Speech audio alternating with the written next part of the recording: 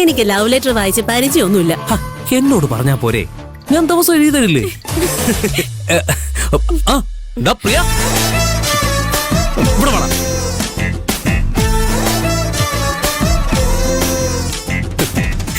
Love letter വായിക്കണതിന്റെ സുഖം അറിയണമെങ്കിൽ പ്രിയം വായിക്കണം.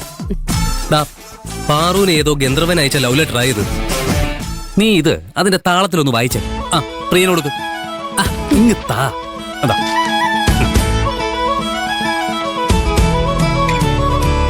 വായിക്ക് പ്രിയം ചേട്ടാ. നീ എനിക്ക് ആരാണെന്ന് ചോദിച്ചാൽ എന്റെ മഴയും വെയിലും നിലാവും എല്ലാം നീയാണെന്നാണ് എന്റെ ഉത്തരം.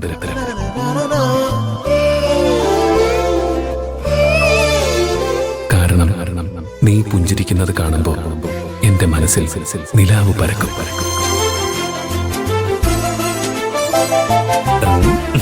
നീ കരയുമ്പോൾ എന്റെ മനസ്സിൽ മഴ പെയ്യും.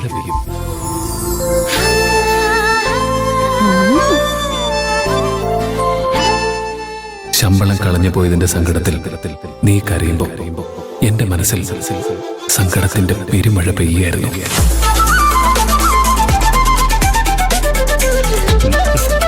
നീ കരയുന്നത് കാണാൻ എനിക്കിഷ്ടമല്ല. നീ എപ്പോഴും സന്തോഷവതിയായിരിക്കണം. അതാണ് എന്റെ പ്രാർത്ഥന. ഇങ്ങതാ, ഇനി വായിക്കണ്ട. ഞാനിത് എത്ര തവണ വായിച്ചു എന്നറിയോ? ഇതിലെ വരികൾ മുഴുവൻ എനിക്ക് മനപ്പാടാ. സങ്കടങ്ങൾ വരുമ്പോ നീ എന്നെ ഓർക്ക. ഇളം കാറ്റായി വന്ന് ഞാനത് തഴുകി ശമിപ്പിക്കും.